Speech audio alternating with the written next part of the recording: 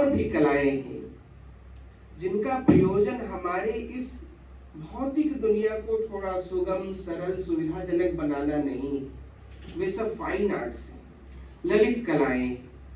तो प्रयोजन से ही हमारा जीवन नहीं चलता। हम मिट्टी के घर बनाते तो हैं रहने के लिए, धूप से, बारिश से बचने के लिए, लेकिन उसको विभिन्न रंगों से थाप करके सुंदर बनाते हैं, तो वह सौंदर्य बोध उसमें जरूरी। तो प्रयोजन और सौंदर्य, ये दोनों जो अलग अलग चीजें हैं, इनका सहभाव जरूरी होता है, और वह सहभाव साहित्य में मिलता है।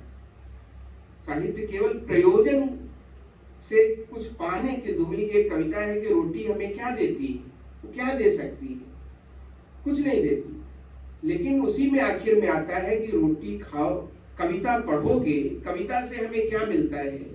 कविता रोटी तो देती नहीं, लेकिन कविता पढ़ोगे तो रोटी सलीके से खाओगे। यह सलीका कविता से मिलता है। रोटी तो आप कैसे भी खा लो। तो बड़ा अर्थ है इस छोटी कविता में। वह है अपने साधारण प्रयोजन को सुंदर बनाने की अभिकल्पना। वह हमें साहित्य में आकर मिलता है। तो एक व्याख्या तो यह हो सकती है। जो एक दूसरी व्याख्या है वह थोड़ा और पहले का मामला है, और बड़े कहानीकार, उपन्यासकार हुए हैं जैनेन्द्र कुमार। प्रेमचंद के जमाने में एक धारा प्रेमचंद की थी, उसको प्रेमचंद स्कूल कहते हैं, और एक धारा जैनेन्द्र कुमार की थी जो जैनेन्द्र स्कूल कहलाता है। वो मनोवैज्ञानिक कहानीकार थे, मनोविज्ञान पर उनका जोर रहता था। उन्होंने इसी प्रश्न को कुछ अलग ढंग से एड्रेस किया है। उन्होंने कहा है कि हम मनुष्य जब हुए, साधारण प्राणी से थोड़ा विशिष्ट हुए, तो कैसे हुए। तो कहा कि जब यह बोध जगा मन में कि यह मैं हूं, जिस दिन यह प्रश्न उठा, यह मैं हूं, और उसका उत्तर खोजा मनुष्य ने, उसी दिन वह साधारण प्राणी से अलग हुआ। क्योंकि उसी दिन जैसे ही यह प्रश्न उठा कि यह मैं हूं, तुरंत उसके पीछे पीछे दूसरी जानकारी भी मिली, यह मैं हूं और वह अन्य, सेल्फ और अदर। जैसे ही आपने पहचाना कि यह मैं हूं, उसी समय यह भी तो जान गए कि वह मैं नहीं हूं। तो जैसे ही उसको यह मालूम हुआ कि वह मैं नहीं हूं, तो जो नहीं हूं वह इतना विराट है, इतनी चीजें हैं, पहाड़ हैं, नदियां हैं, बादल हैं। तो इन सारी विराटता से वह डर गया। क्या ये सूरज आग बरसा रहा है मुझे ही जलाने के लिए, ये बादल पानी बरसा रहा है मुझे ही भिगोने के लिए, ये जो पहाड़ से घर घर की ध्वनि आ रही है मुझे ही डराने के लिए। तो जो एक विराट जो उसके बाहर था, तो अपने को उसने छोटा समझा, और जो दुनिया बाहर थी उसमें सब शामिल, प्रकृति भी, वो उससे अपने को अलग जैसे ही किया, तो एक अनुभूति उसके भीतर आई कि ये सब हमें हराने के लिए, हमें हराने के लिए। इससे एक चिंता उपजी, एक अलग तरह का अनुभव बोध हुआ, और फिर धीरे धीरे एक एक चीजों पर उसने विजय पाने की चेष्टा की, जिसको संस्कृति कहते हैं, जिसको इतिहास कहते हैं। प्रकृति से मनुष्य की निरंतर जो लड़ाई जारी है, उसमें एक एक सीढ़ी वह जीतता जा रहा है, यही इतिहास है। इसी की डिटेल को हम हिस्ट्री कहते हैं। पहला मनुष्य गुफाओं में रहता था, परेशानी होती थी, फिर धीरे धीरे उसने अपने लिए झोपड़े बनाए, आज इस तरह के सुविधाजनक भवन में हम हैं। यही तो इतिहास है। तो यह प्रकृति से निरंतर मनुष्य की जारी अनवरत जो संघर्ष है, लड़ाई है, उसमें अलग अलग स्टेप पर मिलने वाली विजय, वही इतिहास है। और उस विजय को ही संस्कृति भी कहते हैं। प्रकृति से प्रकृति के विरुद्ध यह जो विजय यात्रा है, हजारी प्रसाद द्विवेदी इसी को जय यात्रा कहते हैं, मनुष्य की जय यात्रा। वही संस्कृति, संस्कृति की अच्छी परिभाषा वही। तो एक बार तो वह अकेला मनुष्य भयभीत हुआ, लेकिन जैसे जैसे उसने उस पर विजय पानी शुरू की तो एक दूसरे तरह का अनुभव बोध हुआ कि नहीं, ये सारी चीजें मुझे हराने के लिए नहीं है, लेकिन मैं हूं इन पर विजय पाने के लिए। बदल गया सारा मामला, अचानक सब कुछ बदल गया। इससे पहले उसके अवबोध में यह था कि मैं बहुत क्षुद्र हूं, लघु हूं, लेकिन जैसे ही यह विजय की कामना उसके मन में आई तो वह विराट उसके सम्मुख क्षुद्र हुआ। और ये जो अनुभूति तरह तरह की उसके भीतर भरती गई, इस प्रक्रिया में उस विराट को समझने की जो व्यग्रता उत्पन्न हुई, धीरे धीरे उसी व्यग्रता से धर्म, कला, साहित्य और विज्ञान ये सब विकसित हुए। उस व्यग्रता से कि जो मैं नहीं हूं वह कैसा है।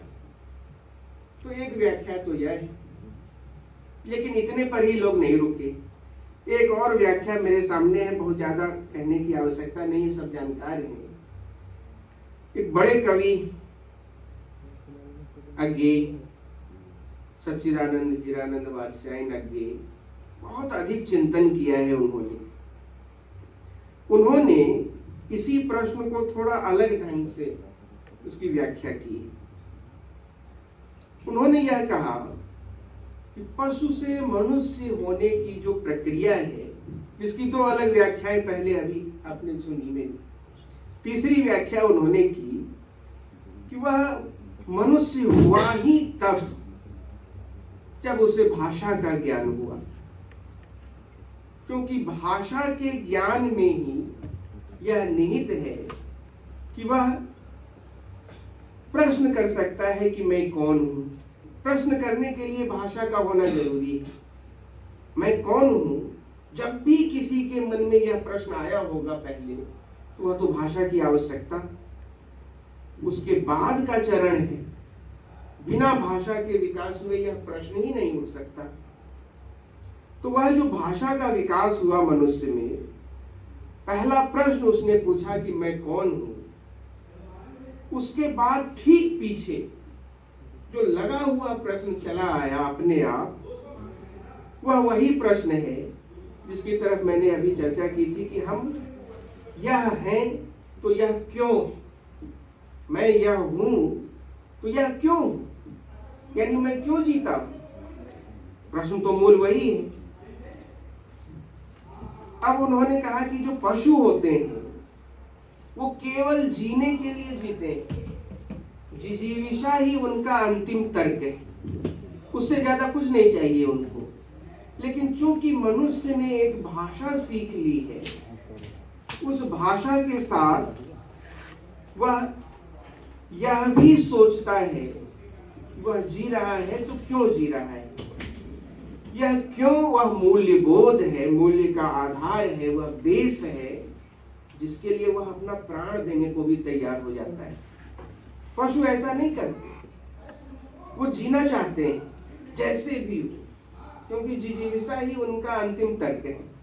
लेकिन मनुष्य ने यह सीख लिया कि नहीं, हमें जीना है तो इसलिए जीना है, और इसलिए जीना है तो वो ऐसा मूल्य बोध है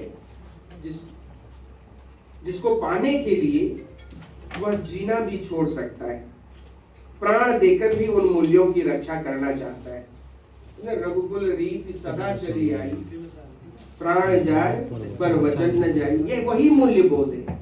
पशुओं में यह मूल्य बोध आप नहीं पाएंगे। तो ये जो डिबेट है, उसमें यदि पुराने आचार्यों के डिबेट को आप जोड़ लें तो वो भी यही कहते हैं कि कोई कवि क्यों लिखता है, लिखने से पहले उसकी बेचैनी है अभिव्यक्ति की, क्योंकि वह मनुष्य की मूलभूत प्रवृत्ति है। उस बेचैनी के बिना जब तक उसका शमन न हो जाए वो रह ही नहीं सकता। तो हमारे यहाँ सरस्वती की कल्पना की गई है कि जीवा पर सरस्वती आती है और वो लिखवा लेती है। यूनान में म्यूज है कि वो आविष्ट कर लेती है कवि को, और उस आवेश में कवि लिखता है। कवि वहां मीडियम है, दोनों जगह, हर परंपरा में। तो जो मीडियम है कुछ करना है कर लीजिए।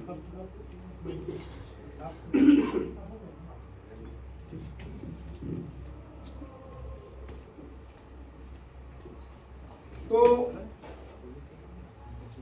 मूल रूप से जो भीतर की बेचैनी है, छटपटाहट है, जब तक उसका समन न हो जाए तब तक वो रह नहीं सकता।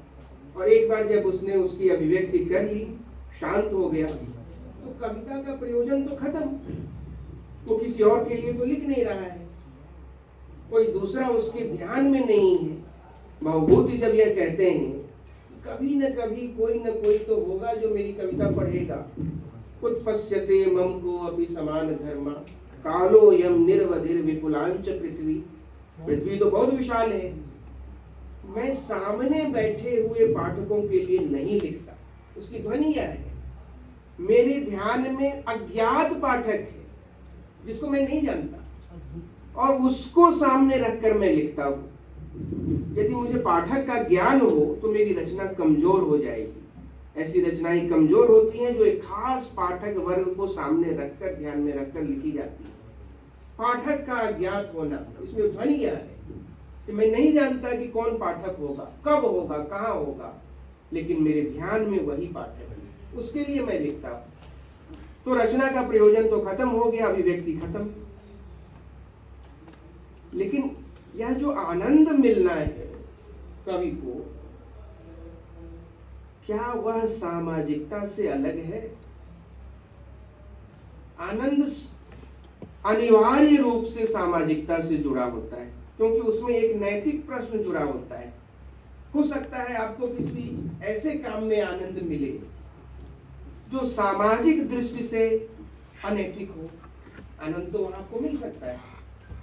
आपको अपने बगल में बैठे हुए विद्यार्थी का कान अमेठने में आनंद मिले, आनंद तो आपको मिल रहा है, लेकिन यह असामाजिक है, अनैतिक है। तो आनंद कभी भी उस नैतिकता का दामन नहीं छोड़ सकता।